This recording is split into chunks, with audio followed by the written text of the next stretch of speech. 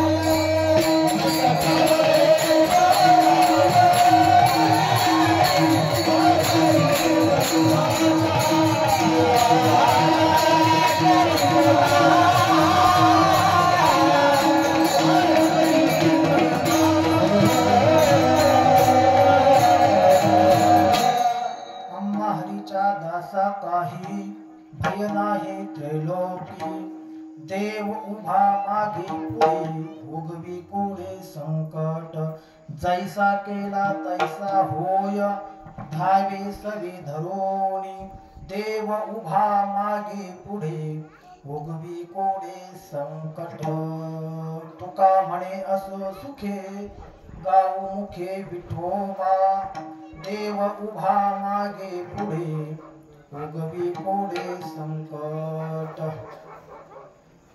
प्रस्तुत भगवंताच्या सेवेसाठी घेतलेला अभंग महान भगवत भक्त संत सम्राट विश्ववंदनीय महाराष्ट्र भूषण देहूचे सुप्रसिद्ध साधू श्रीमंत श्री जगद्गुरु तुकोबाराय यांचा 4 चरणाचा अभंग सेवेसाठी घेतलेला आहे. या अभंगातून जगद्गुरु तुकोबाराय भगवान परमात्म्याची भक्ती केल्यानंतर भक्तीच्या द्वारा भक्ताला जी स्थिती प्राप्त होते, जी अवस्था प्राप्त होते, त्याचं दिग्दर्शन जगद्गुरु तुकोबाराय करतात. विठ्ठला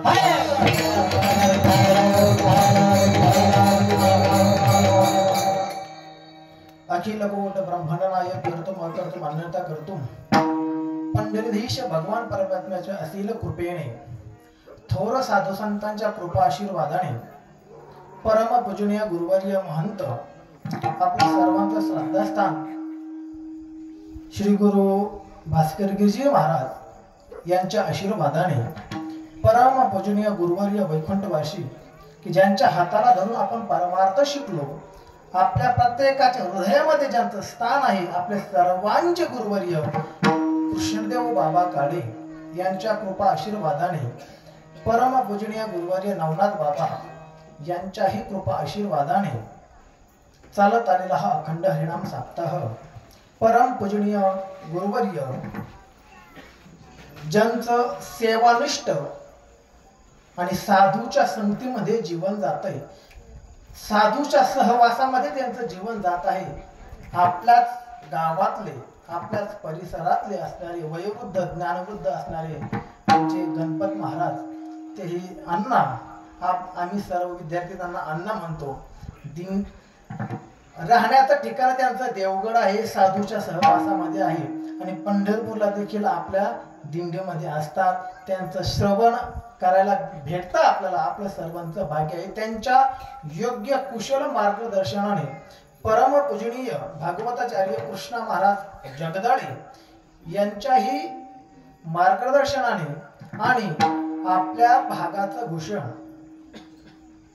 आपल्या दहिवामध्ये आज दज्ञेश्वर शिवालय आश्रमामध्ये जे परमार्थाची धुरा जे सांभाळतात ते परम पूजनीय गुरुवर्य शांती ब्रह्म सुदामदेव महाराज शास्त्री यांच्या अध्यक्षतेखाली चालत आलेला हा अखंड हरिनाम सप्ताह आणि या सप्ताहातील आजच्या कीर्तनाची सेवा पूजनीय अण्णांच्या, तरुण मंडळींच्या, गावकरींच्या आणि आमचे कामनदार साहेब असतील, दत्तभाऊ असतील यांच्या सर्वांच्या आग्रहास्तव मिळालेली ही सेवा. विठ्ठला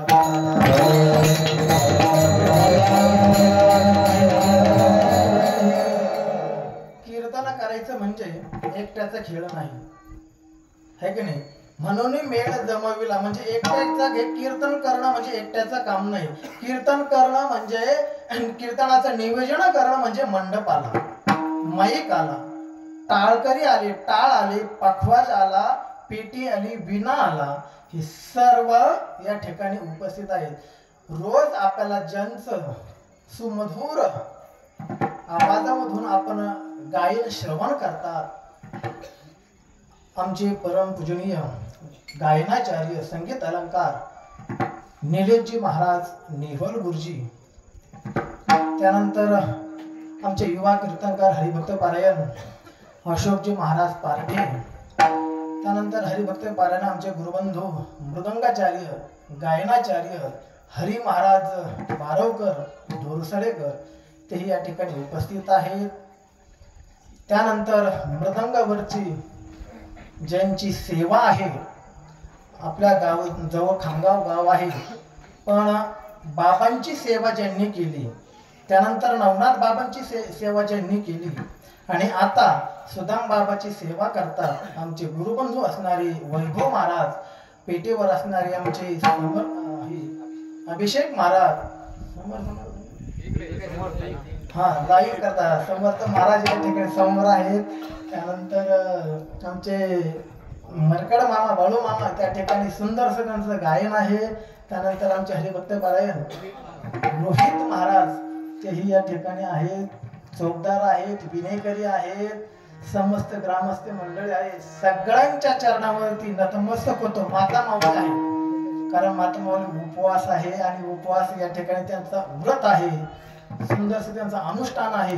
त्यांच्या सर्वांच्या चरणावरती नतमस्तक होतो, सेवेला सुरुवात करतो.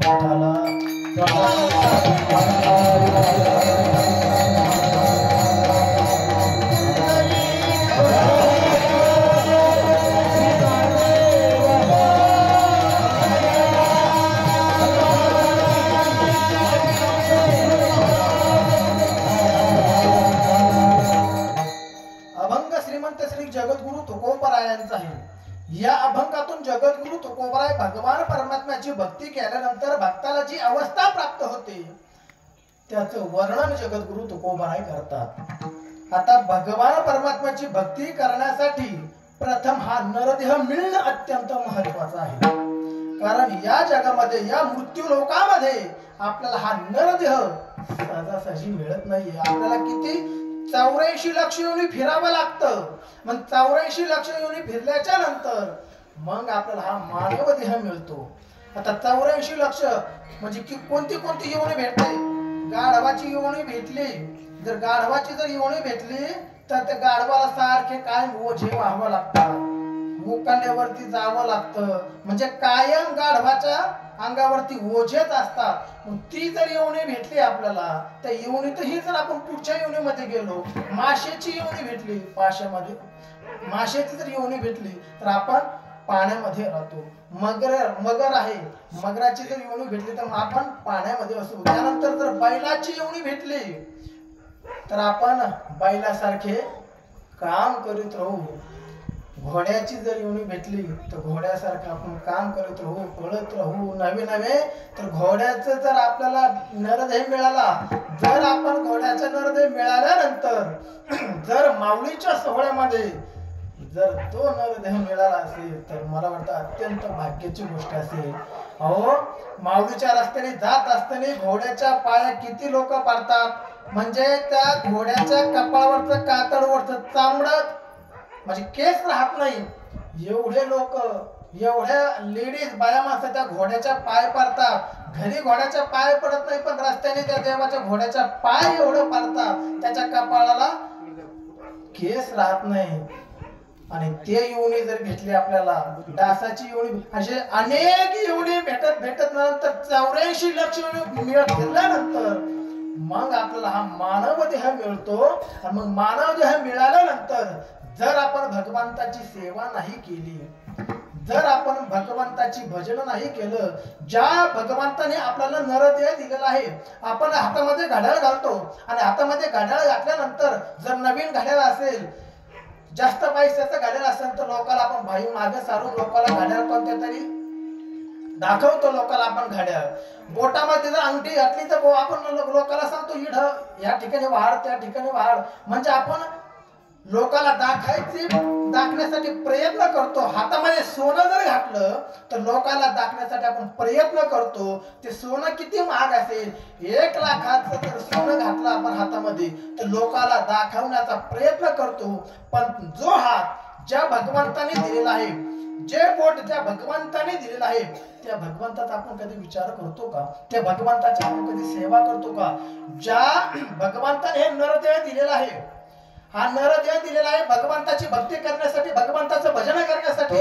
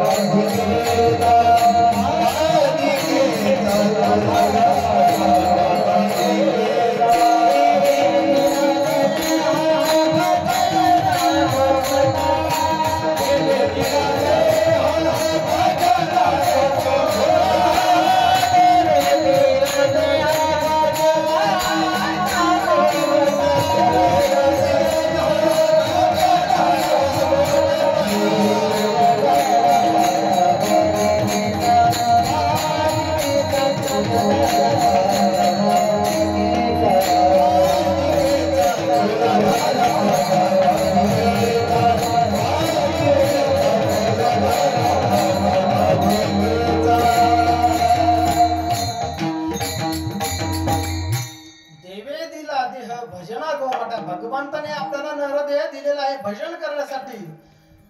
धोंड्याच्या महिन्यामध्ये जर सासऱ्याने अंगठी घातली तर आपण सासऱ्याचे उपकार मानतोय.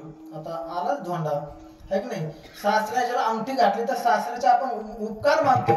पण ज्या बोटामध्ये आपण अंगठी घातली ते बोट ज्या देवाने दिले त्या देवाचे आपण उपकार मानत नाही. त्या देवाचं आपण भजन करत नाही. देह दिला देह भजना गोमटा. भगवंताने हा नरदेह दिलेला आहे आपल्याला भगवंताचं भजन करण्यासाठी. जगामध्ये तुम्ही कितीही धन कमवा सोबत येणारच नाही. जगामध्ये असं उदाहरण घडलं का की सिकंदर राजा किती म्हणजे तो जगाचा राजा होता.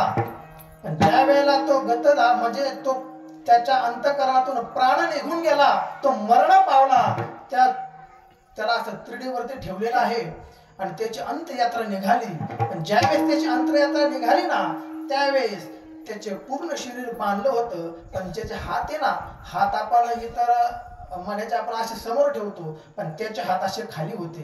का खाली होते तर त्याला सांगायचं एक होतं, हे बघा या जगामध्ये मी एक राजा होतो पण जात असताना माझ्यासोबत काहीच आलं नाही. किती धन कमवा सोबत येत नाही. पण तुम्ही पुण्य संपादित करा, ते पुण्य आपल्या सोबत आल्याशिवाय राहत नाही. करा हरी भक्ती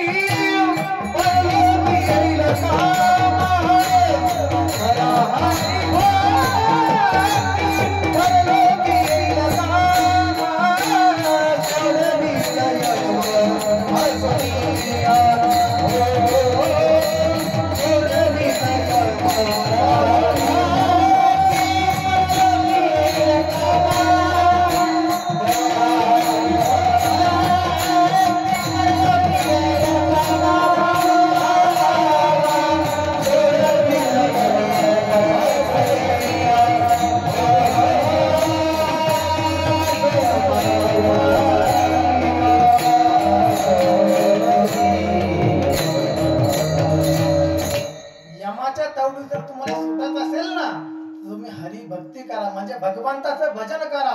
जर तुम्ही भगवंताचं भजन केलं ना तर तुम्ही त्या यमाच्या तावडीतून सुटाल. वचतील खाली सौर्यांची का वचतील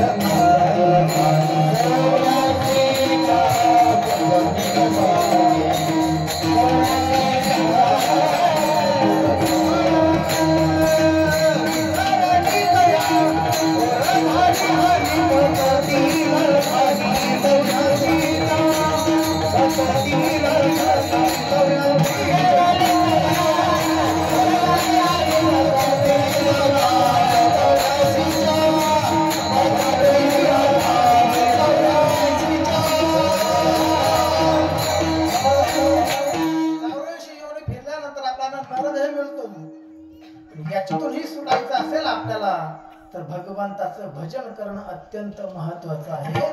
मी तुम्हाला सांगत होतो जगामध्ये तुम्ही धन कमवा आणि धन कमवल्यानंतर जर आपण निघून गेल्यानंतर पाठीमागे भांडण लागल्याशिवाय राहत नाही.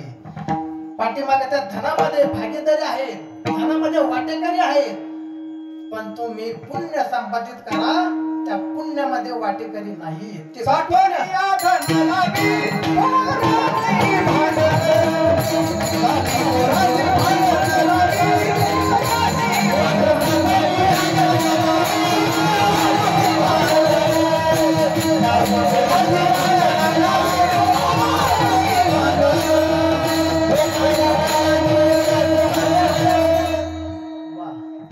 योग्य प्रमाण देवा फक्त अशोक महाराजांनी याचा परिणाम काय माहितीये का.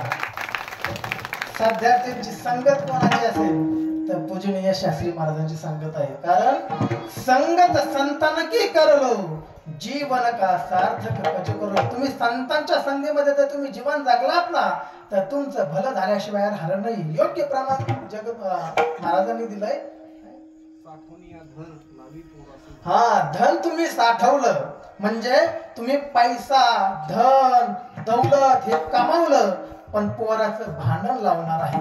याच्या पाठीमागे तुमच्या पाठीमागे पोरं भांडतील पण तुम्ही धन कमवून जर तुम्ही पुण्य संपादित केलं, म्हणजे गळ्यामध्ये तुळशीची माळ घातली, आळंदी पंढरपूरची वारी केली, आई वडिलांची सेवा केली, हे पुण्य तुम्ही संपादित केलं ना, या पुण्याचा तुमचा उद्धार होणार आहे. विठ्ठल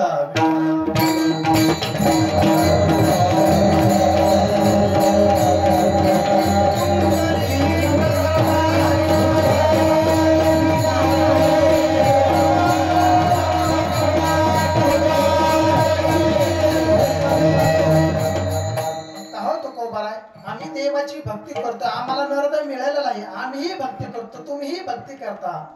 जगद्गुरु तुकोबाराय सांगतात, तुम्ही जी भक्ती करताना ती योग्य देवाची, योग्य जगदंबा मातेची तुम्ही भक्ती करत नाही. भक्तीचे देखील 3 प्रकार पडतात. जो भगवान परमात्म्याची भक्ती करतो, त्याची भक्ती सिद्ध झाली, सफल झाली, त्याचा विचार आपल्याला करायचा नाही. एखादा सहजग्रस्त देवीची भक्ती करतो, ती देवी प्रसन्न झाली, त्याला वर मागितला, वरही मिळाला, त्याची भक्ती प्रसन्न झाल्यानंतर त्याला योग्य मार्गदर्शन त्या देवीना साक्षात्कार दिलेला आहे, त्याचा आपल्याला विचार करायचा नाही. एखादा गळ्यामध्ये माळच घालत नाही, त्याचा आपल्याला विचार करायचा नाहीये. एखादा सहजग्रस्त माळ घालतो, आळंदी पंढरपूरची वारी करतो, देवाचं भजन करतो, पण तरी देखील त्याची भक्ती सफल होत नाहीये. त्याची भक्ती सफल का होत नाही याचा आपण विचार केला पाहिजे. त्याला भगवान परमात्मा भेटत का नाहीये याचा आपण विचार केला पाहिजे.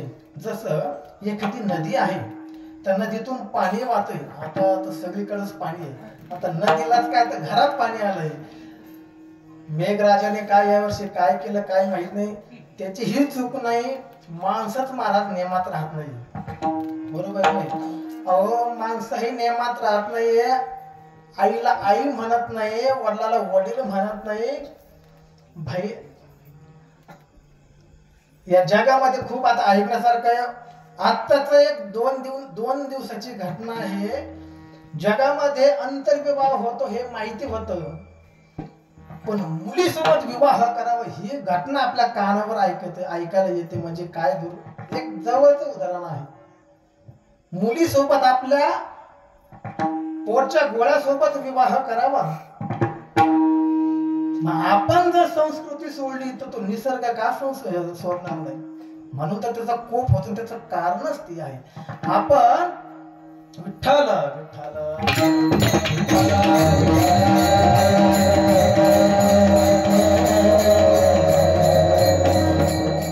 भगवंताची भक्ती, भगवंताची सेवा जर केली तर ती आपल्याला मुक्ती देणार आहे. म्हणून जीवन जगायचं असताना जीवनामध्ये फक्त आळंदी पंढरपूरची तुम्ही वारी करा. त्या भगवंताने आपल्याला नरदेह दिलेला आहे ना, त्या भगवंताचे उपकार आहेत आपल्यावरती, की आपल्याला 84 लक्ष येऊन फिरल्यानंतर आपल्याला हा नरदेह मिळाला, आणि मिळाल्यानंतर आपण त्या भगवंताचं भजन का करत नाही? है की नाही? मी सांगत होतो तुम्हाला, नदी आहे, नदीच्या पहिल्या तीराला त्याला जायचं आहे, नावेमध्ये बसलेला आहे, नावेमध्ये बसून त्याला पहिल्या तीराला जायचं आहे, आणि पहिल्या तीराला पोहोचलेला आहे, त्याचा विचार करायचा नाही. नावेमध्ये बसत नाही त्याचाही आपल्याला विचार करायचा नाही. पण एखादा सहजग्रस्त नावेमध्ये बसलेला आहे, नावेमध्ये बसून तो पहिलेकडे जाण्यासाठी वल्हे मारतोय. हिवाळ्याचे दिवस होते, घामाघूम झाला, तरी देखील त्याचे नाव पुढे जात नाही. त्याचे नाव पुढे का जात नाही याचा आपण विचार केला पाहिजे. एखादा विद्यार्थी शाळेमध्ये जात नाही त्याचा विचार करायचा नाही. एखादा विद्यार्थी शाळेमध्ये जातो, वर्गपाठ लिहितो, गृहपाठ लिहितो, वेळेवर अभ्यास करतो, पास होतो, डिग्री मिळते, जॉबला लागतो, त्याचा विचार करायचा नाही. पण एखादा विद्यार्थी शाळेमध्ये जातो, वेळेवर गृहपाठ लिहितो, वेळेवर अभ्यास करतो, आणि निकाल आला की नापास होतो. तो नापास का होतो याचा आपण विचार केला पाहिजे.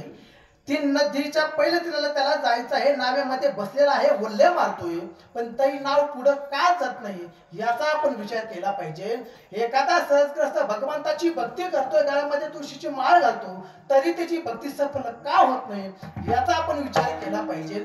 एखाद्या सहजग्रस्ताला रोग झालेला आहे, डॉक्टरकडे गेला, वेळेवर ट्रीटमेंट घेतली, वेळेवर औषधं घेतले, त्याचा रोग बरा झाला, त्याचा त्याचा विचार करायचा नाही, एखाद्याला रोग झाला नाही त्याचाही विचार करायचा नाही. पण एखाद्याला रोग झालेला आहे, वेळेवर ट्रीटमेंट घेतलेली आहे, वेळेवर डॉक्टरकडे जातोय, वेळेवर औषधं घेतो, तरी देखील त्याला आजार बरा होत नाही. त्याचा आजार बरा का होत नाही याचा आपण विचार केला पाहिजे. त्याचा आजार बरा का होत नाही तर जे डॉक्टरने पुडीमध्ये औषध दिलेलं आहे, डॉक्टरने सांगितलं होतं ही पुडी घ्या, अर्ध्या ग्लास मध्ये पाण्यामध्ये सोडा आणि ते औषध घ्या, पण तो बाधार ते कागद टाकीत नव्हता. तो कागदासह पुडी म्हणजे ती पुडी कागदासह पाण्यामध्ये टाकायचा. तो कागद फाटल्यानंतर औषध विरघळायचं, पण तो कागद विरघळत नव्हता. त्याचा आजार बरा कसा होईल?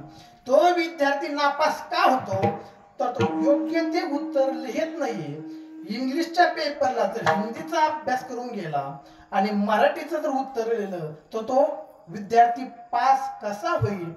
तो ग्रस्त नदीच्या पहिल्या तीराला जाण्यासाठी नदीमध्ये नाव आहे आणि नावेमध्ये बसल्यानंतर वल्ले मारतोय, ती नाव पुढे का जात नाही? खुंटीला बांधलेली नाव ही सोडलीच नाही. ज्या वेळेला खुंटीला बांधलेली नाव सोडेल त्यावेळेला ती नाव पुढे जाईल. तसं आपण भक्ती करतोय, योग्य त्या देवाची भक्ती करा आणि योग्य त्या देवाची भक्ती केल्यानंतर ती भक्ती सफल झाल्याशिवाय राहत नाहीये. विठ्ठल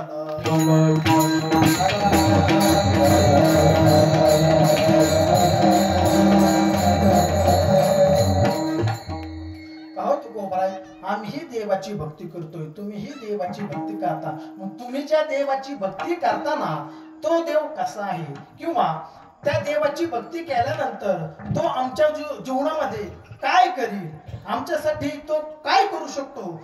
जो भक्त देवाची भक्ती करतो ना तो देव त्या भक्तासाठी काय करू शकतो? अभंगाचं पहिलं चरण.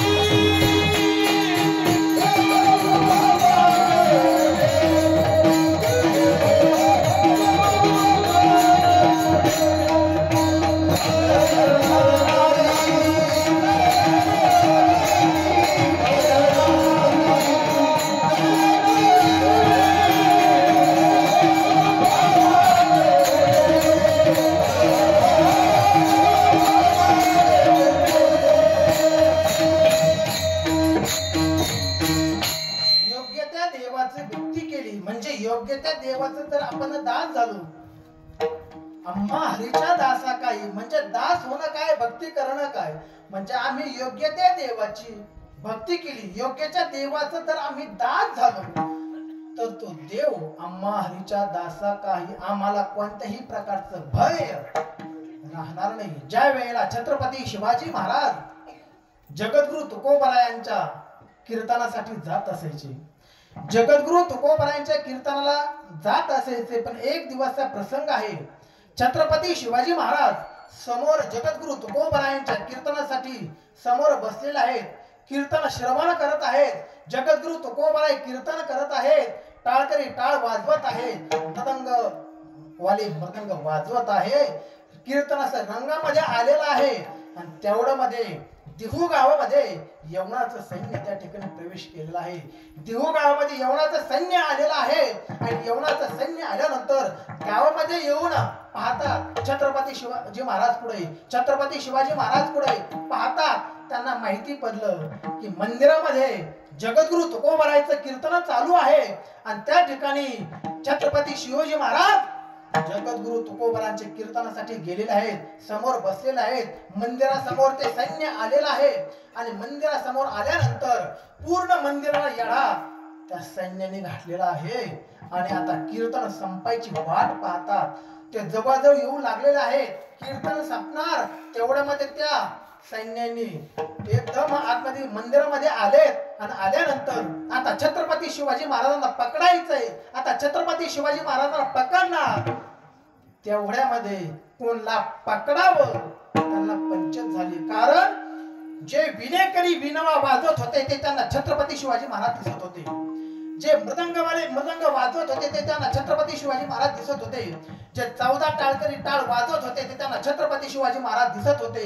जगद्गुरु तुकोबाराय कीर्तन करीत होते ते त्यांना छत्रपती शिवाजी महाराज दिसत होते. कीर्तन ऐकण्यासाठी कीर्तन श्रवण करण्यासाठी जे समोर लोक बसले होते ते त्यांना छत्रपती शिवाजी महाराज दिसत होते. समोर छत्रपती शिवाजी महाराज आहेत तेही कीर्तन श्रवण करत आहेत, तेही त्यांना छत्रपती शिवाजी महाराज दिसत आहेत. आता पकडायचं कोणला? त्यांना समोर त्यांना प्रश्न पडलाय. आता पकडायचं कोणला? याचं कारण काय आहे तर छत्रपती शिवाजी महाराज जगद्गुरु तुकोबरायांचं दासत्व पत्करलं होतं. छत्रपती शिवाजी महाराज जगद्गुरु तुकोबरायांची सेवा करीत होते. छत्रपती शिवाजी महाराज जगदंबा मातेची सेवा करीत होते.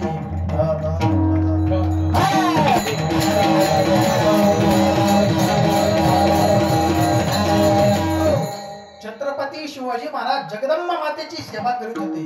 छत्रपती शिवाजी महाराज जगद्गुरु तुकोबरायांची सेवा करीत होते. म्हणून जगद्गुरु तुकोबराय सांगतात अम्मा हरीच्या दासा म्हणजे जगद्गुरु तुकोबराय हरीचे दास झाले म्हणजे जगद्गुरु तुकोबरायांचे दास झाले. छत्रपती शिवाजी महाराज जगदंबा मातेचे दास झाले. त्यांना यवनाचं सैन्य पकडू शकलं नाही. विठ्ठल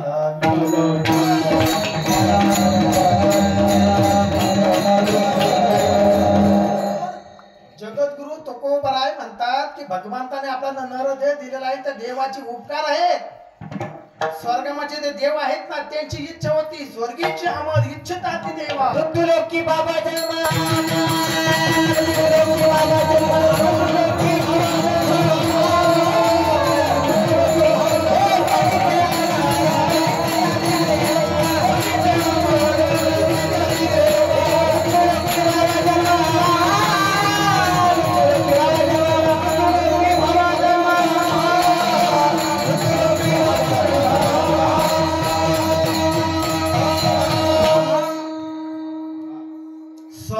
देव आहेत त्यांची इच्छा होती की या मृत्यू लोकांमध्ये आम्हाला माणसाचं शरीर मिळावं आणि मिळाल्यानंतर जसं छत्रपती शिवाजी महाराजांनी जगद्गुरु तुकोबरायांची सेवा केली, जगदंबा मातेची सेवा केली, तशी आम्हाला देखील आळंदी पंढरपूरची वारी करता यावी, भगवंताची वारी करता यावी, भगवंताची गळ्यामध्ये तुळशीची माळ घालता यावी, देवाचं भजन करता यावं. देवाचे उपकार आहेत. कबीरदासजी म्हणतात ज्या भगवंताने नर शरीर दिलेलं आहे ना ते देवाचे उपकार आहेत. पण ज्या आई वडिलांच्या माध्यमातून आपला जन्म झालेला आहे तर आई वडिलांचे उपकार आहेत. कबीरदासजी आपल्याला जर सरपण पाहिजे असेल तर एखाद्या जंगलामध्ये जा. जंगलामध्ये गेल्यानंतर एखादी कुऱ्हाड घ्या, त्या कुऱ्हाडीला लाकडाचा तांबा बसा, ते जंगल आपल्याला सरपण देऊन टाकेल.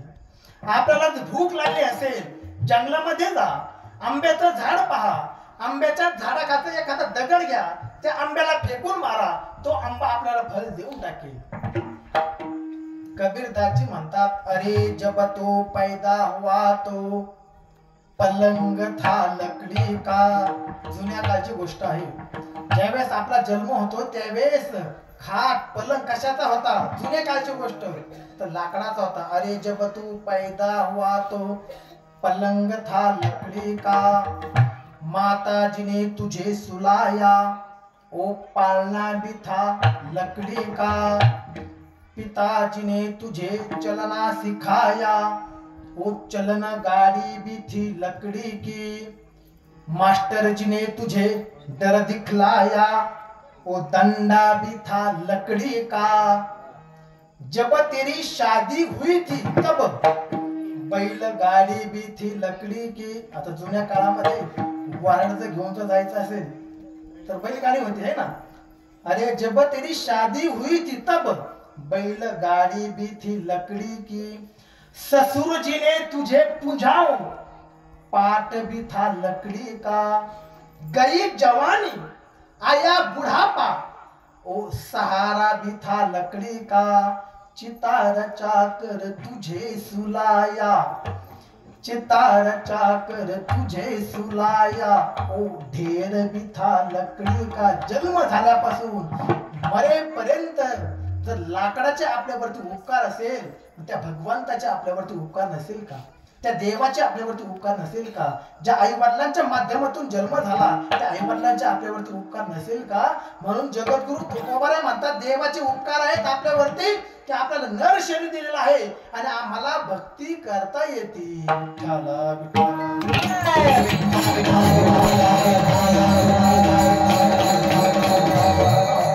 जगद्गुरु तुकोबाराय म्हणतात आम्ही त्या देवाची भक्ती करू, आम्हा हरीच्या दासा काही आम्ही त्या देवाचे दास्यत्व पत्करू आणि दास्यत्व पत्करल्यानंतर मग तो देव आमच्यासाठी काय करू शकतो. त्यावेळेला जगद्गुरु तुकोबाराय म्हणतात तो देव आहे ना आमच्यासाठी मागेही उभा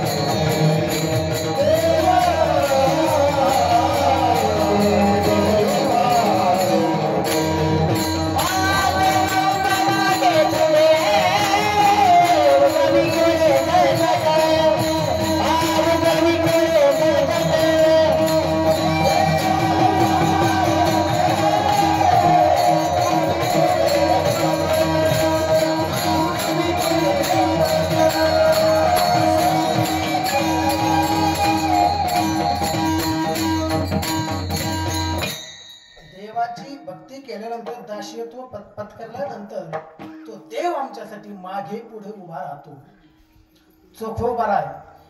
चोखोबारायांच्या पत्नीचं बाळांतपण भगवंताने केलेलं आहे. चोखोबारायांची पत्नी गर्भधर आहे.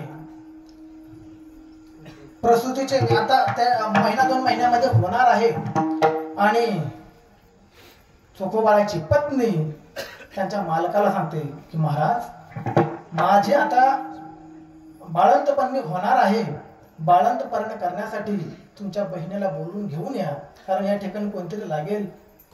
त्यावेळेला चोखोबाराय त्यांच्या बहिणीकडे निघालेले आहे आणि बहिणीकडे जात असताना मध्येच एक दिंडी लागली आणि दिंडी लागल्यानंतर त्या दिंडीमध्येच भजन करत करत चोखोबाराय पुढे गेले, पंढरपूरला गेले.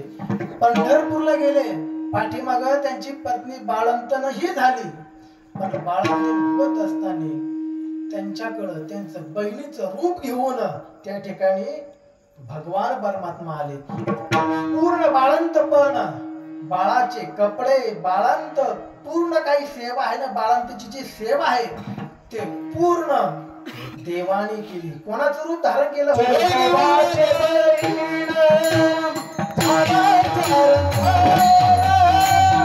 वैरी मुक्ताधार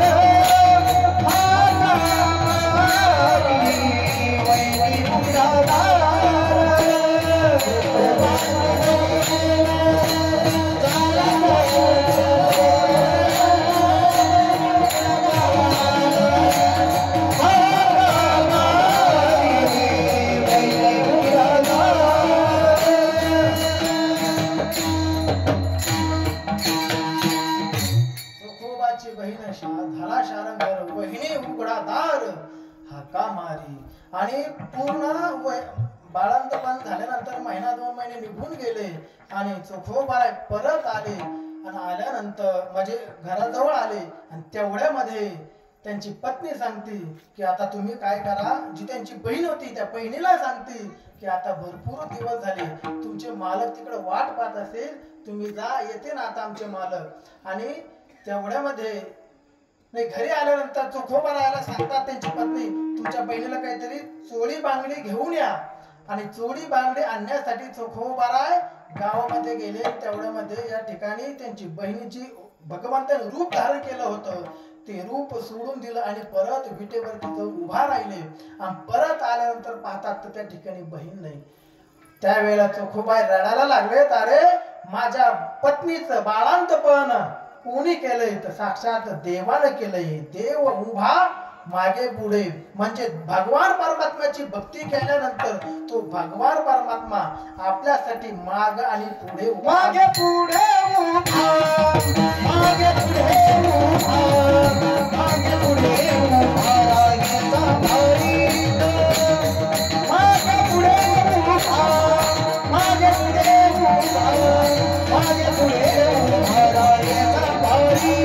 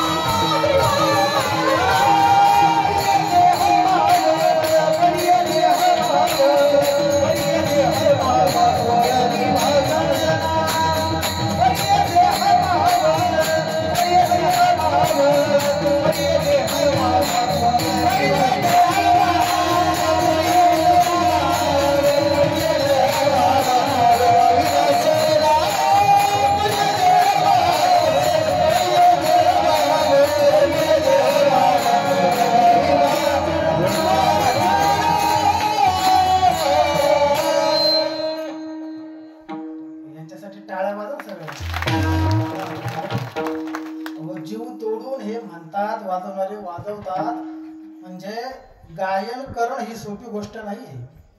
योग्य प्रमाण देणं ही सोपी गोष्ट नाही. प्रमाण देण्यासाठी पाठांतर लागतं, स्वर ज्ञान लागतं आणि त्या तालामध्ये त्या चौकटीमध्ये ते प्रमाण ही बसलं पाहिजे आणि तेवढ्या जलद वादकानं ही वादन केलं पाहिजे. याचा परिणाम काय आहे माहिती का? साधूच्या संगती त्यांचं सगळ्यांचं जीवन गेलेलं आहे. ज्यावेळेस मोठे बाबा होते ना त्यावेळेस गुरुजी नेहमी ते त्या ठिकाणी बाबांसोबत असेल. शेवटच्या काळ देखील निलेश महाराज असेल, अशोक महाराज असेल आणि ते बरेचसे विद्यार्थी जेवढे बाबांचे विद्यार्थी आहे ना तर बाबांची खूप याने मनापासून सेवा केली आणि त्यांचं फळ आज त्या ठिकाणी त्यांना भेटते. अगोदर मी तुम्हाला सांगितलं संगत ही फार महत्वाची आहे. संगत संत एक विद्यार्थी असा हुशार होता आणि कर्नाटकामध्ये तो शिकण्यासाठी गेला. हुशार होता, कर्नाटकात शिक्षण झालं. शिक्षण झाल्यानंतर त्या ठिकाणी त्याला सर्व्हिस लागली, जॉब भेटला. सर्व्हिस लागली त्या ठिकाणी त्याला जॉब भेटला आणि जॉब भेटल्यानंतर 3 वर्ष सर्व्हिस लागल्यानंतर त्या ठिकाणी त्याची बदली होत नाही. मग आता त्याचं वयही झालं होतं म्हणजे कशाचं? लग्नाचं. एक तर मुली भेटत नाही आणि त्या गावामध्ये ज्या गावामध्ये ते सर्व्हिसला होता ना त्या लोकांनी विचार केला की हा मुलगा लग्नाचं वय झालेला आहे, चांगला स्वभाव आहे, चांगला पगार आहे, आता याचं लग्न करायला काही हरकत नाही. पण आता 3 वर्ष झाल्यानंतर याची बदली दुसरीकडे होईल आणि दुसरीकडे बदली झाल्यानंतर तो आपल्या गावामध्ये परत येणार नाहीये. आणि एखादा विद्यार्थी एखादा सद्ग्रस्त पुन्हा पुन्हा पुन्हा पुन्हा जर आपल्या गावामध्ये यावं असं वाटत असेल तर काय केलं पाहिजे नंतर सासरवाडी, हे की नाही? कारण सासरवाडीमध्ये गेल्याशिवाय राहत नाही. किती काही झालं तर सासरवाडीमध्ये जावंच लागतंय. मग त्या गावकऱ्याने ठरवलं की आपल्या गावातली मुलगी त्याला दिली पाहिजे आणि आपल्या गावातली मुलगी त्याला जर दिली तर तो पुन्हा पुन्हा आपल्याकडं येत नाही असं ठरलं आणि त्याचं लग्न त्या ठिकाणी कर्नाटकामध्ये लावून दिलं. तर त्या ठिकाणी लग्न लावून दिलं. आता लग्न अचानक झालं, गावाकडचं कोणी बोलवलं नाही. मग त्याचं लग्न झालं आणि लग्न झाल्यानंतर त्याचे ट्रेनचे तिकीट काढले, त्याला ट्रेनमध्ये बसून त्यांना घरी पाठवून दिलं. पण ट्रेनमध्ये येत असताना आता दोघं नवीन लग्न झालं, काही बोलेच ना. पहिलं स्टेशन आलं बोलले नाही, दुसरं स्टेशन आलं बोलले नाही, परंतु तिसरं स्टेशन आलं तर नवरदेवाने विचार केला आता आपण तर काहीतरी बोललं पाहिजे, वेळ तर गेला पाहिजे ना. कसं बोलायचं काय बोलायचं तो विचार करू लागला. पण एक स्टेशन आलं आणि स्टेशनवरती ती गाडी थांबली आणि स्टेशनवरती गाडी थांबल्यानंतर त्या नवरदेवाने विचारलं का ग हे कोणतं स्टेशन आहे? ती विचारलं पण तिला काहीच कळालं नाही, कारण ती होती कर्नाटकामधली, तिला मराठी भाषा येत नव्हती. याने विचारलं हे कोणतं स्टेशन आहे, पण तिला भाषा कळली नाही. त्यावेळेला ती म्हणली एलेंद्री, म्हणजे तुम्ही काय म्हणता? याला वाटलं ह्या स्टेशनचं नाव आहे एलेंद्री. त्याला वाटलं ठीक आहे एलेंद्री असं. परत ते शांत झाले. परत पुढचं स्टेशन आलं. परत त्यांनी विचारलं का हे कोणतं स्टेशन आहे? तिला ते कळलं नाही. ती परत म्हणली एलेंद्री, म्हणजे तुम्ही काय म्हणता? त्याला वाटलं पहिला असं ना बुद्र किंवा खुर्दा असतं ना, खुर्दा बुद्र, त्याला वाटतं 2 गाव असेल. परत त्याच्या पुढचं एक स्टेशन आलं. त्याने परत विचारलं हे कोणतं गाव आहे? परत तिने विचारलं एलेंद्री, म्हणजे तुम्ही काय म्हणता? त्याने काय केलं, पाठीमागचा पुढचा एक तर बोलत नव्हते, इकडून तिकडून बोलायला लागलं. पहिल्यांदाच बोललो तर मला पाठीमागे बोलती, पण तिला भाई मागे सारली आणि तिच्या कानामागे ठोकली. ती रडायला लागली आणि रडायला लागल्यानंतर ती म्हणते एलकुंद्री, म्हणजे तुम्ही मला का मारलं? त्यावेळेस हा विचारतो अगोदर का नाही हे गावाचं नाव सांगितलं तुम्ही? कारण तो बोलायचा मराठी आणि ती बोलायची कर्नाटकी. एकाचे उत्तर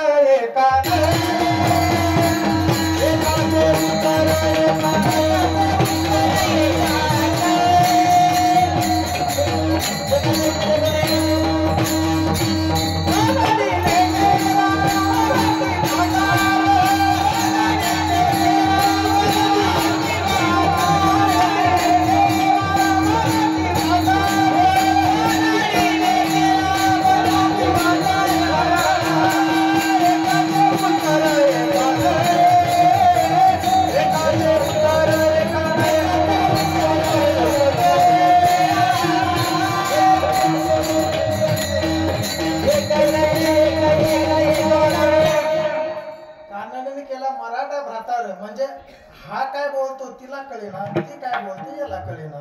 दोघं असं भांडत ते घरी आल्यानंतर मित्रमंडळीला माहिती पडलं की त्याचं अचानक लग्न झालं. म्हणून त्याने एक सत्यनारायणचा कार्यक्रम ठेवला आणि सत्यनारायणचा कार्यक्रम ठेवल्यानंतर जेवढे मंडळी आले होते ते जयंचं जेवण झालं आणि तो मित्रासोबत जेवायला बसला. पण मित्र म्हटले का रे तू लग्न अचानक केलं, आम्हाला बोलवलं नाही, पण आता वहिनी कशी आहे आम्हाला दाखव ना. त्याने तिला बोलवलंय. पण बोलवत असताना तिला काय केलं, एक बकेट घेतली, त्याच्यामध्ये कढी, कारण जेवण चालू होते, कढी घेतली आणि कढी घेतल्यानंतर ती वाढीत अशी निघाली. ती अशी कढी वाढीत ती आली, ती आपल्या मालकासमोर आली आणि मालकासमोर आल्यानंतर त्या मालकाला त्या वाटीमध्ये कढी वाढली आणि वाढल्याच्या नंतर ती त्या ठिकाणी वाटली होती, कढी वाढीत होती, ती होती नवरी. आता नवरीच्या गाळ्यामध्ये अलंकार, नाकामध्ये ते नथ होते, चोळा वगैरे काय असतात ते नवरीचे अलंकार होते. पण ती कढी वाढीत असताना त्या मालकाच्या वाटीमध्ये, त्या कढीमध्ये त्या नथीचा एक मोती त्या कढीमध्ये पडला. आता कडेमध्ये पाळला, पण तिला मराठी येत नव्हती. ती मराठी येत नव्हती, थोडी थोडी यायचं ती बोलायचा प्रयत्न करीत होती. ती मालका म्हणू लागली, स्वामी कढीत आता जे मोती आहे ना, त्या मोतीला कर्नाटक मी मोतू म्हणता. कर्नाटकमध्ये त्या मोतीला मोतू म्हणता. ती म्हटली, स्वामी कढीत मोतू. बाकीचे सगळे जे म्हणते ते काय ती भाषा एकाचे उत्तर म्हणजे कारणने केला मराठा भ्रातर. एकाचे उत्तर एक नाही, कोणी कसं बोलत होते याचं उत्तर नाही येत नव्हतं, भाषा समजत नव्हती. पण योग्य प्रमाण देण्यासाठी अभ्यास लागतो, संगत चांगली लागते. या संगतीवर मी सांगत होतो. म्हणून आमचे जे कलाकार मंडळी आहेत ना, त्या कलाकार मंडळीला कोणाची संगत असेल, पूजनीय नवनाथ बाबांची, पूजनीय आपला देवा बाबांची आणि आता सदाम देव बाबांची संगत आहे, म्हणून योग्य प्रमाण देत आहे. विठ्ठल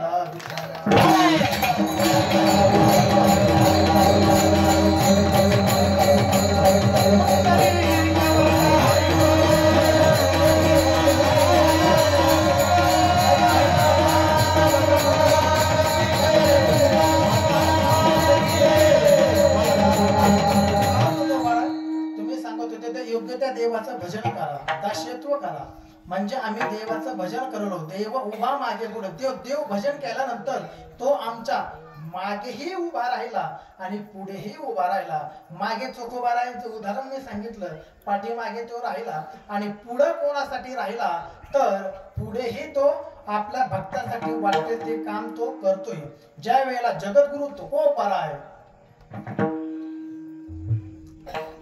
रात्रंदिवस भजन करायचे, दिन रजनी हाची धंदा, गोविंदाचे पवाडे. कोणतंही काम करत असताना, कोणतंही कार्य करत असताना जगद्गुरु तुकोबाराय भजन करायचे. भजन करायचे, पण ते डोंगरावरती जायचे. कधी भंडारा डोंगरावरती जायचे, कधी भामचंद्र डोंगरावरती जायचे, कधी घोरडा डोंगरावरती जायचे. जगद्गुरु तुकोबाराय सकाळी पहाटे लवकर उठायचे, इंद्राणी मातेवरती स्नान करायचं, एका हातामध्ये विणा घ्यायचा, एका हातामध्ये चिपडे घ्यायच्या आणि डोंगरावरती भजनासाठी जगद्गुरु तुकोबाराय जात असायचे. कधी भंडारा डोंगरावरती जायचे, कधी घोरडा डोंगरावरती जायचे, कधी भामचंद्र डोंगरावरती जायचे. जगद्गुरु तुकोबाराय डोंगरावरती भजनासाठी जात असायचे. जगद्गुरु तुकोबारायच्या पत्नीनं जिजामातेनं सर्व घरचं काम करायचं, जेवणाचा डब्बा ही तयार करायचा आणि जेवणाचा डब्बा तयार झाल्यानंतर जगद्गुरु तुकोबारायला जेवणाचा डब्बा घेऊन जात असायच्या. जगद्गुरु तुकोबारायच्या पत्नीनं कधी अगोदर जेवण केलं नाही, अगोदर आपल्या पतीला जीव घालायच्या, नंतरच्या जेवण करायच्या. कितीही उशीर झाला, कितीही टाइम झाला, कसलाही प्रसंग असला तरी देखील जगद्गुरु तुकोबारायला जिजामाता जेवण घातल्याशिवाय जेवण करत नव्हत्या. एक दिवसचा प्रसंग आहे. जगद्गुरु तुकोबाराय पहाटे लवकर उठले, इंद्राणी मातेवरती स्नान केलं, भगवंताच्या समोर काकडा केला की देहू गावामध्ये भगवंताची स्वयंभू मूर्ती आहे, त्या समोर काकडा केला आणि काकडा झाल्यानंतर भामचंद्र डोंगरावरती जगद्गुरु तुकोबाराय गेले. जिजामातेने सर्व घरचं काम केलं, जेवणाचा डब्बा तयार केला आणि जेवणाचा डब्बा तयार केल्यानंतर त्या दिवशी जगद्गुरु तुकोबाराय भामचंद्र डोंगरावरती गेले. पण जिजामाता अगोदर भामचंद्रावरती जात नाही, अगोदर घोरड्यावरती जाते, नंतर भंडाऱ्यावरती जाते, नंतर भामचंद्रावरती येते. दोन्ही डोंगर जिजामातेने पालथे घातले. तिसऱ्या डोंगरावरती जिजामाता त्या ठिकाणी जगद्गुरु तुकोबाराय दिसले. कारण अगोदर दोन्ही डोंगर पालथे घातले, त्या दिवशी त्या ठिकाणी जगद्गुरु तुकोबाराय दिसले नाही. दुपारी 11 वाजता निघालेल्या जिजामाता संध्याकाळी 4 वाजता जगद्गुरु तुकोबाराय समोर आल्या आणि समोर ताट ठेवलं. जगद्गुरु तुकोबारायचं जेवण झालं आणि जेवण झाल्यानंतर जिजामातेचं जेवण झालं आणि जिजामातेचं ही जेवण झाल्यानंतर जिजामातेनं जगद्गुरु तुकोबारायला विनंती केली की महाराज, तुम्ही रोज भजनाला येता डोंगरावरती, मला नाही म्हणायचं नाहीये, पण माझी एक विनंती आहे, ज्या डोंगरावरती तुम्ही भजनाला येता ना त्या डोंगराचं मला नाव सांगत जा. की मी आज घोरड्यावरती जाणार आहे का भंडाऱ्यावरती जाणार आहे का भामचंद्रावरती जाणार आहे, त्या डोंगराचं मला नाव सांगत जा. नाव सांगितल्यानंतर मग मी त्या डोंगरावरती तुम्हाला जेवणाचा डबा घेऊन येईन. कारण आज 3ही डोंगर पालथे घातले आणि 3ऱ्या डोंगरावरती मला तुम्ही दिसले. 11 वाजता निघालेले मी, आता आपल्याला 4 वाजले. तुम्हाला ही भजन करून करून भूक लागली होती, मला ही चालून चालून भूक लागली होती. म्हणून एक माझी विनंती आहे, ज्या डोंगरावरती तुम्ही भजनाला येताना त्या डोंगराचं मला नाव सांगत जा की कोणत्या डोंगरावरती येणार आहे. त्यावेळेला जगद्गुरु तुकोबा आहे आपल्या धर्मपत्नीला सांगतात, अगं आवले, हे मी कशाला सांगायला पाहिजे. तुझं घरचं काम झाल्यानंतर देहू गावाच्या बाहेर यायचं आणि देहू गावाच्या बाहेर आल्यानंतर जो रस्ता घोरड्यावरती जात असेल, जो रस्ता भंडाऱ्यावरती जात असेल, जो रस्ता भामचंद्रावरती जात असेल ना, त्या रस्त्याला कान लावायचा आणि कान लावल्यानंतर जो रस्ता विठ्ठल विठ्ठल असं म्हणेल, ज्या रस्त्याने विठ्ठल विठ्ठल असा ध्वनी येईल, त्या रस्त्याने मी गेलो असा समज. दुसऱ्या दिवशी जगद्गुरु तुकोबा पहाटे लवकर उठले, घरचं काम केलं आणि घरचं काम केल्यानंतर जेवणाचा डब्बा तयार केला जिजामातेनं. त्या दिवशी जगद्गुरु तुकोबाराय भंडारा डोंगरावरती निघून गेलेले आहेत. जिजामातेनं सर्व घरचं काम केलं, जेवणाचा डब्बाही तयार केला. तो जेवणाचा डब्बा त्या टोपलीमध्ये ठेवला. ती टोपली डोक्यावरती घेतली आणि डोक्यावरती घेतल्यानंतर एका हातामध्ये पाण्याची चरबी घेतली. देहू गावाच्या बाहेर आल्या आणि देहू गावाच्या बाहेर आल्यानंतर जो रस्ता भंडाऱ्यावरती जात होता, जो रस्ता घोरड्यावरती जात होता, जो रस्ता भामचंद्रवरती जात होता ना, त्या रस्त्यासमोर आल्यात. टोपली होती डोक्यावरती, ती खाली ठेवली, हाताची पाण्याची चरबी ही खाली ठेवली. जो रस्ता घोड्यावरती जात होता, कान लावला, विठ्ठल विठ्ठल नाही ध्वनी आला. जो रस्ता भामचंद्रवरती जात होता, कान लावला, विठ्ठल विठ्ठल नाही ध्वनी आला.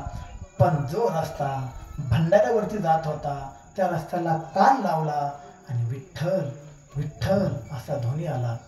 माझे जगद्गुरु तुकोबाराय ज्या रस्त्याने गेले, तो रस्ता विठ्ठल विठ्ठल बोलत होता.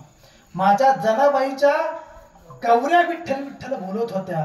माझ्या ज्ञानोबाराय ज्या भिंतीवरती बसले होते, ती निर्जीव भिंत चालायला लागली. माझ्या ज्ञानोबारायांचा स्पर्श एका रेड्याला झाला, तो रेडा वेद बोलू लागला. माझ्या ज्ञानोबारायांचा स्पर्श एका निर्जीव भिंतीला झाला, ती निर्जीव भिंत चालत असे. माझ्या जगद्गुरु तुकोबाराय जो रस्त्याने जात होते, तो रस्ता विठ्ठल विठ्ठल असा ध्वनी आला. आणि जिजामाता त्या रस्त्याने निघालेल्या आहेत. उन्हाळ्याचे दिवस आहेत, पाय बोलतात, पायामध्ये चप्पल नाहीये, ऊन लागतंय. पण आपल्या पतीला जीव घालायचंय ना, जेवणाचा डबा घेऊन निघाले. अर्धा डोंगर पार केलेला आहे आणि अर्धा डोंगर पार करत असताना जिजामातेच्या पायामध्ये करवंदाचा काटा खूप खोल असा रुतलेला आहे, पायामध्ये घुसलेला आहे. आर पार तो काटा घुसलेला आहे, रक्त भंबाळ पाय झालेला आहे. आणि जिजामाता टपकन खाली बसतात. जिजामाता देवीची पूजा करायचा, काळूबाईची पूजा करायचा, काळूबाईचं नाव घेतलं. जिजामाता टपकन खाली बसल्यात आणि काळूबाईच्या नावानं टाहो फोडलाय आणि म्हणतात की माझ्या मालकाला जेवणाचा डब्बा घेऊन कोण जाईल. माझ्या पायामध्ये करवंदाचा काटा रुतलाय, रक्त भंबाळ माझा पाय झाला, तो काटा मी काढायचा प्रयत्न करते, काटा निघत नाहीये, काय करावं काय करावं असं जिजामाता त्या ठिकाणी विचार करते. तो काटा काढायचा जिजामाता प्रयत्न करते, काटा निघतच नाही. भरपूर प्रयत्न केले, काटा निघत नाहीये. जिजामाता रडायला लागल्या. तेवढ्यामध्ये एक लहानसा बालक त्या ठिकाणी आलाय. सावळासा रंग आहे, कुरुळे कुरुळे केस आहेत, हातामध्ये काठी आहे, काठीला घुंगर आहे आणि त्या घुंगराची काठी वाजवत वाजवत तो माते समोर आला आणि त्या जिजामातेला म्हणतोय, माते काय झालंय तुमच्या पायाला, तुम्ही या जंगलामध्ये काय करता. त्यावेळेला जिजामाता सांगते, अरे बाळा, मी या जंगलामध्ये माझ्या मालकाला जेवणाचा डबा घेऊन निघालेला आहे, माझ्या पायामध्ये करवंदाचा काटा रुतलाय, तो काटा मी काढायचा प्रयत्न करते, काटा निघत नाहीये. त्यावेळेला तो बालक सांगतोय, माते तो काटा मी काढू का. अरे बाळा, माझ्याकडे हा काटा निघत नाहीये आणि तू सांगतो हा काटा मी काढू का. हो, मी भरपूर जणांचे काटे काढलेले आहेत, हा काटा मी काढणार नाही का. पुतना मावशी केवढी होती, तिचा मी काटा काढलाय. आकासूर पाकासूर भरपूर जणांचे मी काटे काढले, हा काटा मी काढणार नाही का? त्या बालकानं जिजा मातेचा पाय आपल्या हातामध्ये घेतलेला आहे, काटा काढायचा प्रयत्न करीत आहे, काटा निघतच नाहीये, रक्त वाहत आहे, पायाला वेदना होता, जिजामाता रडत आहेत, ऊन लागत आहे, पाय पोळत होते आणि रडता रडता म्हणते, अरे बाळा मी भरपूर प्रयत्न केले पण काटा माझ्याकडनं निघत नाहीये. एक काम करतो का तू? माझे मालक या ठिकाणी उपाशी पोटी देवाचं भजन करत आहे, फक्त माझी इच्छा आहे माझ्या पायातला काटा नाही निघला तरी चालेल, माझ्या मालकाला तुम्ही जेवणाचा डबा घेऊन जा. तो बालक म्हणतोय, माते हा काटा मी काढणार आहे. आपण जंगलामध्ये आहे, हा जंगलामध्ये असताना आपल्याकडे कोणतंच साधन नाहीये, आपण काय करायचंय? हा काटा काढण्यासाठी सुई लागेल, लाचकन लागेल, आपल्याकडे कोणतंच साधन नाही ना, मग आता हा काटा मी माझ्या दातानं काढणार.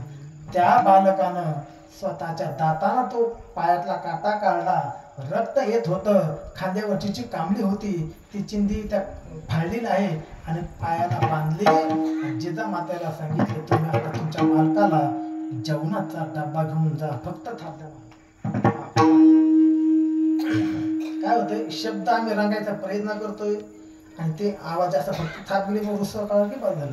आणि जिजामाता म्हणतात की अरे बाळा तू माझा काटा काढला, आता मी माझ्या मालकाला डबा घेऊन जाणार. तेवढ्यात जिजामाता डोंगरावर गेलेल्या आहेत आणि डोंगरावर गेल्यानंतर जिजामातेनं समोर ताट जगद्गुरु तुकोबाराला वाढलं आणि समोर वाढल्यानंतर जगद्गुरु तुकोबाराचं जेवण झालं, जिजामातेचं ही जेवण झालं. आणि जिजामातेचं जेवण झाल्यानंतर सहज लक्ष जगद्गुरु तुकोबारायचं आपल्या धर्मपत्नीच्या पायाकडे जातं आणि धर्मपत्नीच्या पायाकडे गेल्यानंतर जगद्गुरु तुकोबाराय, अगं आवले काय झालं या तुझ्या पायाला?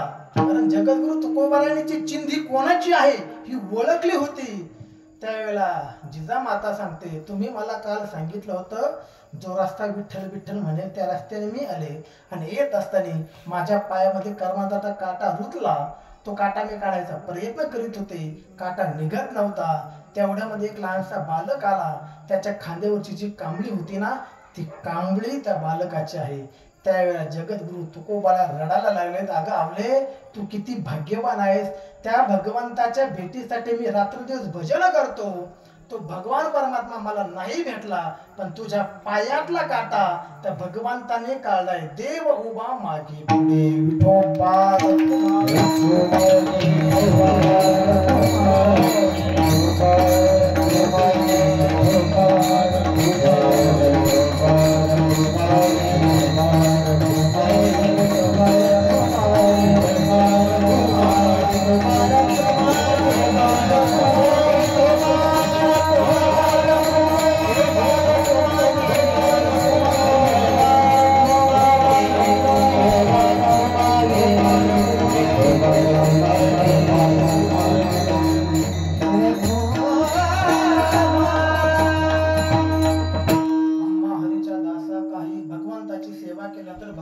भक्ती केल्यानंतर भगवंताचे दास्यत्व पत्करल्यानंतर तो देव आमच्यासाठी मागे पुढे उभा आहे, सांभाळित आले आघात म्हणजे तो देव आमच्यासाठी मागेही उभा राहतो पुढेही उभा राहतो.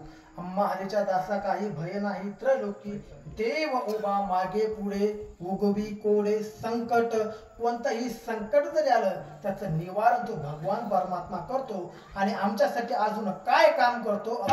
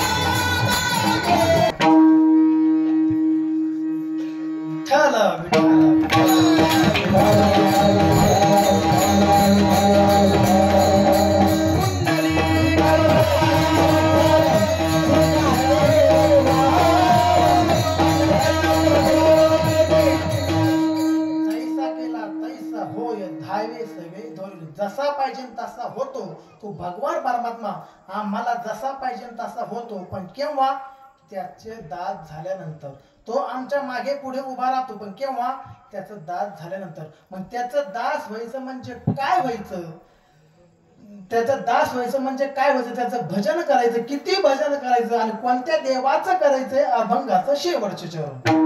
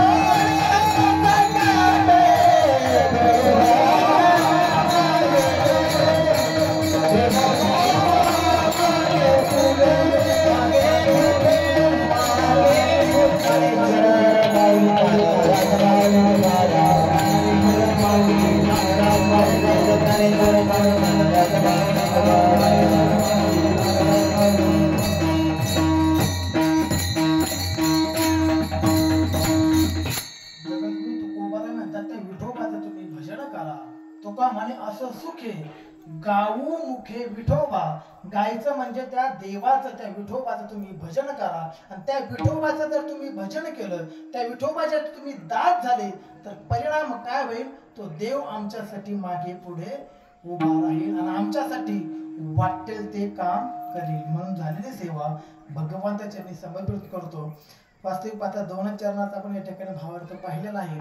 कारण वेळ झालेला आहे, पाऊस येण्याची शक्यता आहे, पावसाचे दिवस आहेत आणि मलाही लांब नाही जायचं, जवळच जायचं, पण पाणी भरपूर आहे ना, म्हणून जाण्याची भीती आहे. म्हणून आणि आपलंही अन्नदान या ठिकाणी एवढं मोलामागचं आपण अन्नदान करतोय, फराळ असेल अन्नदान करतोय, तेही म्हणजे सगळ्यांचं जेवणही झालं पाहिजे, सगळ्यांच्या मुखामध्ये अन्नदानही केलं पाहिजे. म्हणून झालेली सेवा गुरु बाबांच्या चरणी आणि आमचे गुरुस्थानी असणारे गणपत अण्णा यांच्या चरणावरती समर्पित करतो. जे बरोबर असेल त्या माझ्या बुद्धीचे दोष आहे आणि जे योग्य असेल त्या माझ्या गुरुवर्यांचं आहे, जे चुकीचे शब्द असेल ते माझ्या बुद्धीचे दोष आहे. म्हणून झालेली सेवा पुनश्च एकदा सगळ्यांच्या चरणावरती नतमस्तक होतो आणि या ठिकाणी सेवेला पूर्ण विराम देतो.